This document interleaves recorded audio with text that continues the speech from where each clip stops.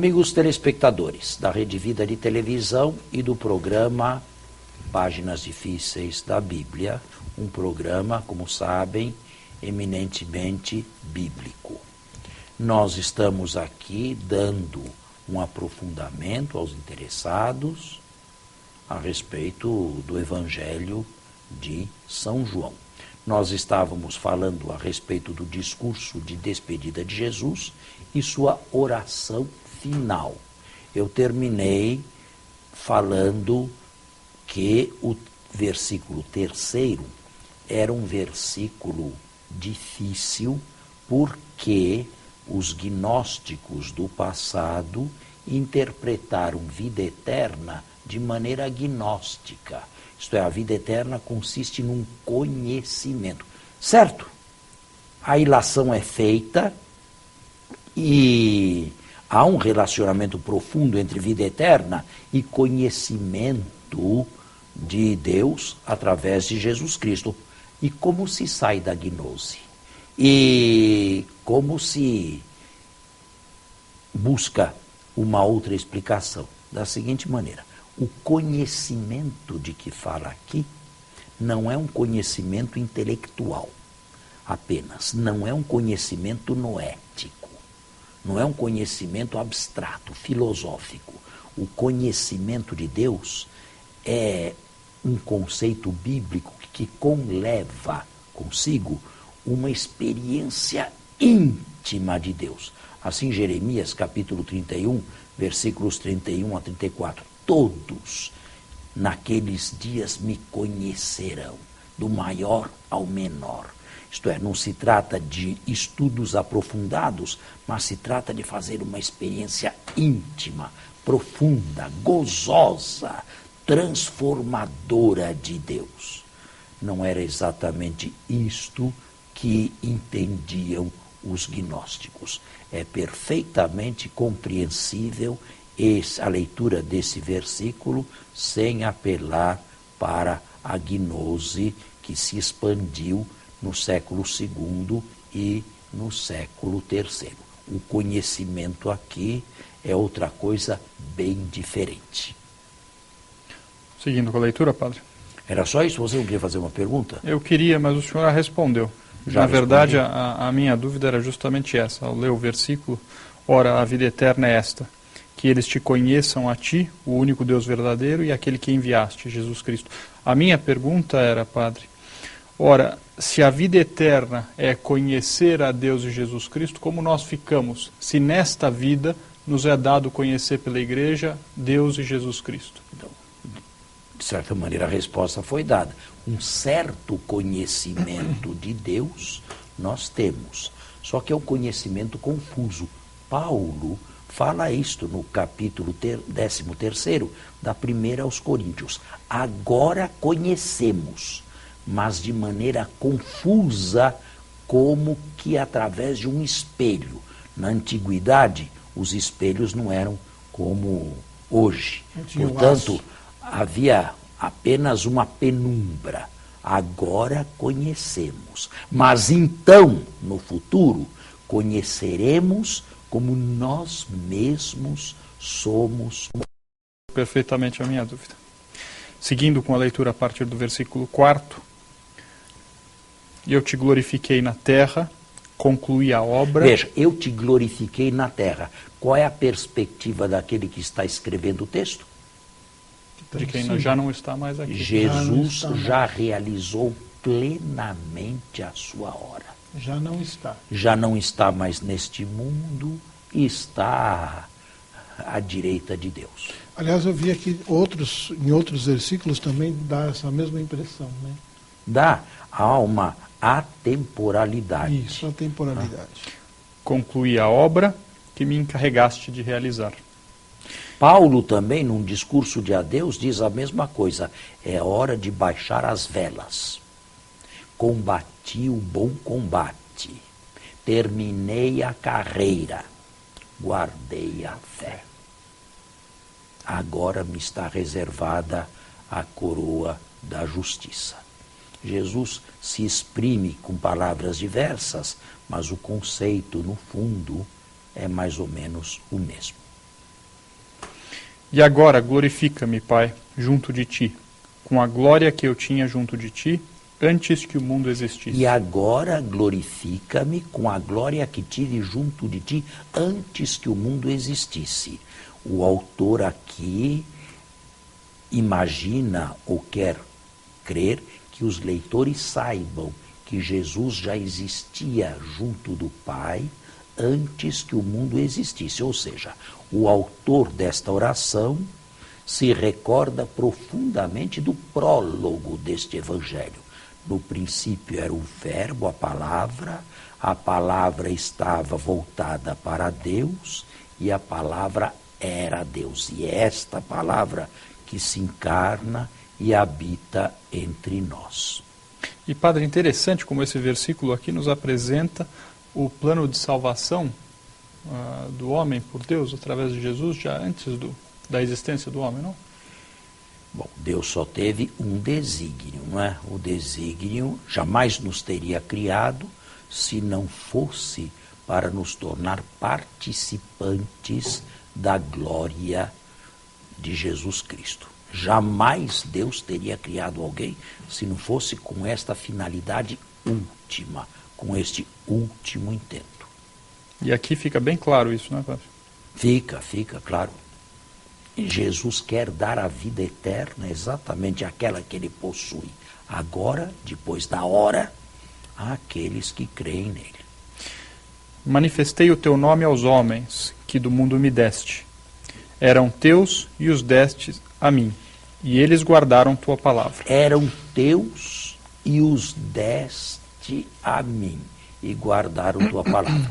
O relacionamento para este evangelista e autor entre Deus e o ser humano não se dá simplesmente pela criação.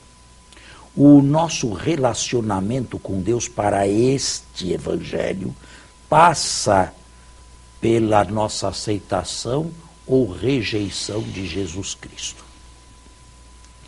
Segundo a nossa decisão, a favor ou contra, nós nos posicionamos também, de acordo com o autor, contra ou a favor de Deus. É bastante complexo esse capítulo, não é, Padre? Muito e profundo. Agora reconheceram que tudo quanto me deste vem de ti, porque as palavras que me deste, eu as dei a eles, e eles as acolheram. Ou seja, tudo aquilo que Jesus manifestou era revelação de Deus. E Deus que é plena revelação, Deus que é luz, Deus que é plena luz, mas inacessível, inatingível, misterioso, se deu perfeitamente a conhecer, a ser visto, a ser tocado em Jesus Cristo. E eles as acolheram e reconheceram verdadeiramente que saí de junto de ti, e creram que me enviaste. Padre, aqui nós não estamos lendo o oposto do que nós lemos até agora, dizendo que Jesus veio ao mundo para os seus, mas os seus não o reconheceram. E aqui nós estamos lendo que ele foi reconhecido, que ele foi verdadeiramente aceito. Ele foi verdadeiramente aceito e reconhecido por uma parte da humanidade, mas não por toda a humanidade, nem no passado e nem no presente. Então, neste trecho aqui, nós estamos, historicamente, este trecho se refere especificamente aos apóstolos, se refere especificamente aos cristãos? Se refere aos apóstolos em primeiro lugar, mas junto com os apóstolos estão todos aqueles que no seu segmento e por causa da pregação apostólica vieram a ter a mesma fé. Mas somente a estes, não a outros. E aqui acho que nós encerramos a primeira parte, terminando a leitura do 8º versículo, Padre. Já terminou? Começamos o 9º agora. Começou? Então, bom.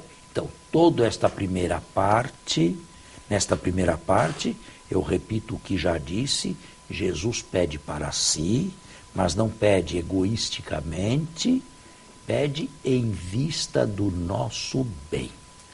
ou seja, da nossa glorificação. Ele receberá de junto de Deus a vida eterna, ou melhor, a plenitude do poder da vida eterna até na sua humanidade, e agora, através do Espírito Santo, que estranhamente não é mencionado nesta oração, ele pode conceder a todos aqueles que Deus lhe deu. Bem, nós ainda temos algum tempo? Temos 1 minuto, eu não sei se é o caso de iniciarmos já a segunda parte. Na segunda parte, Jesus pede pelos seus discípulos. E segue mais ou menos o esquema destas orações de despedida e de adeus que encontramos no Antigo Testamento e a respeito do que eu já falei. Mas é melhor fazermos um intervalo e logo a seguir começamos esta segunda subdivisão. Agora, na segunda parte deste programa, nós começamos a segunda subdivisão da oração sacerdotal de Jesus. Por eles... E lembrem-se, agora Jesus vai pedir pelos seus, por aqueles que estão com ele. Por eles eu rogo, não rogo pelo mundo, mas pelos que me deste. Bem, aqui pare um pouquinho. Não rogo pelo mundo, parece ser uma afirmação ou uma negação fortíssima, não é? Nos evangelhos sinóticos, Jesus manda amar até os inimigos. Tanto é verdade que alguns exegetas e comentaristas quiseram atenuar esta negação de Jesus peremptória: não rezo, não oro pelo mundo. Mas nós não podemos fazer isso. Nós temos que aceitar a teologia do autor e o modo como ele nos apresenta Jesus. Mundo, cosmos, é uma realidade que no início deste evangelho era vista de maneira positiva. Deus amou tanto o mundo, capítulo 3, a ponto de lhe entregar seu Filho unigênito. Por mundo se entende evidentemente os homens e as mulheres, não o planeta, menos ainda o universo enquanto tal. Mas o mundo virou-lhe as costas. Bem, historicamente, ele foi crucificado, ele foi rejeitado, não pelo mundo, mas pelos judeus. Porém, quando este texto foi escrito, os discípulos de João já tinham feito uma segunda experiência. O mundo, após uma primeira euforia bem notada no capítulo 4, na conversa de Jesus com a samaritana e na conversão de uma aldeia inteira de samaritanos, se voltou contra o Evangelho. E ele foi rejeitado tanto pelos judeus quanto pelo mundo. Quem sobrou? Bem, sobraram aqueles que Deus deu a Jesus. Em toda parte, ainda no meio de uma rejeição geral, existe sempre um grupo de discípulos de Jesus que o Pai lhe deu. Isto era válido no passado e isto é válido no presente. E qual é a condição do mundo? Em que condição fica o mundo? Qual é a salvação do mundo? Para este evangelista aqui, a salvação do mundo consiste em desaparecer. Paulo escreve na carta aos Coríntios: passa a figura deste mundo. Este mundo não tem outra alternativa, não terá outra destinação a não ser desaparecer. A ponto de, na primeira epístola, que é da mesma autoria, da mesma lavra, quem sabe, se afirmar que quem se tornar amigo deste mundo se torna inimigo de Deus. A antítese entre Deus e mundo é absoluta, é total e é irreversível. Deus não é mundo, mundo não é Deus e jamais o mundo se aproximará de Deus. Agora, estas coisas ditas desta maneira chocam, né? Sim, Chocam certamente. enormemente. Sobretudo nós, que depois do Concílio Vaticano II e armados de bons propósitos e santos desejos, com a Constituição Conciliar Gaudium et Spes embaixo do braço, vamos ao mundo, vamos evangelizar o mundo. Que dizer? Bem, este texto aqui nos ensina a sermos realistas, a termos os pés no chão e a não sermos ingênuos. O mundo não é uma seara, não é um bom campo à espera apenas de uma boa semente e de um semeador. Não. Existem valores no mundo, e nós conhecemos bem quais são, que absolutamente não podem ser aceitos por Deus. Falo do passado e falo do presente também. Falo de todos os tempos. O único destino deste mundo é desaparecer. Claro, haverá sempre alguém, alguns, muitos ou poucos, que aderem a Jesus, na perspectiva deste evangelista, mas jamais o mundo enquanto tal. Ele é hostil e nós, ainda que devamos evangelizar, devemos ter os pés no chão. Eu diria que quando a igreja se fecha muito sobre si mesma, talvez seja a hora não de ler este quarto evangelho, mas de ler textos mais abertos do Novo Testamento. Os livros do Novo Testamento não são unívocos, não falam a mesma linguagem e não olham numa mesma direção. Agora, quando a igreja se abre demasiadamente e corre o perigo de se mundanizar, então é hora de ler isto aqui. Não sei se me dei a entender. Sim, perfeitamente. Deu, padre. Eu gostaria de aprofundar aqui uma pergunta. Não rogo pelo mundo, e aqui o senhor claramente diz que essa afirmação ela é coerente com a doutrina que Jesus nos mostra, não é? Perfeitamente coerente. A minha dúvida é, este mundo a que ele se refere é um mundo material? Seria um sinônimo dele, mundo material?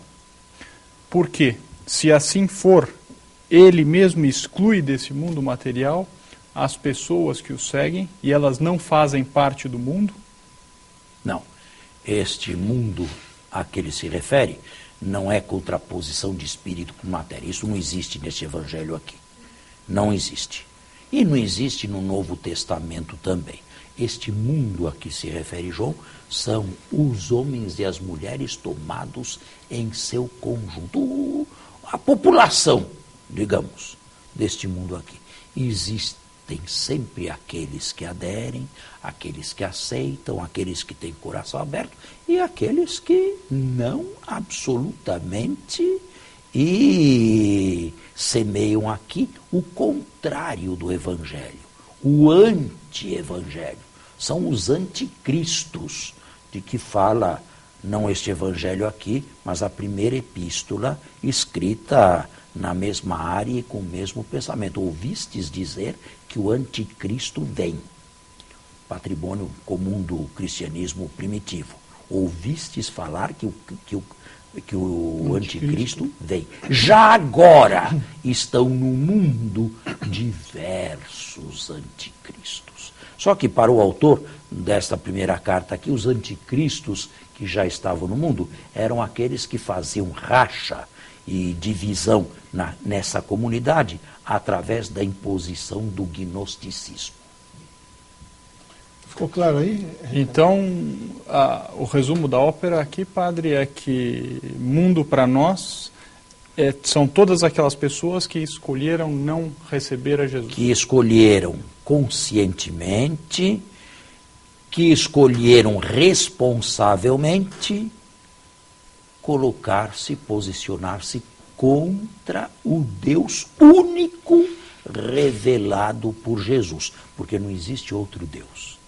Não existe outro Deus que não tenha sido unicamente e totalmente revelado por Jesus. Essas pessoas, evidentemente, fizeram uma opção por outra realidade. Agora o padre está falando agora de uma maneira cirúrgica, precisamente cirúrgica, né? Porque esse termo e esse vocabulário que o padre está usando agora, nesse momento, é até pouco usado hoje, né? A coisa está andando um pouco assim. Mas você não percebe que, apesar de todos os seus esforços, os resultados são magros? Sim, certamente. Você está vendo? Nós temos que encerrar o nosso programa. Que pena. Mais uma vez, mas a discussão é viva e fica para ser prosseguida na próxima semana, se Deus quiser. Um bom domingo, um bom final de semana a todos. Até a próxima sexta. Um bom dia e até nosso próximo programa.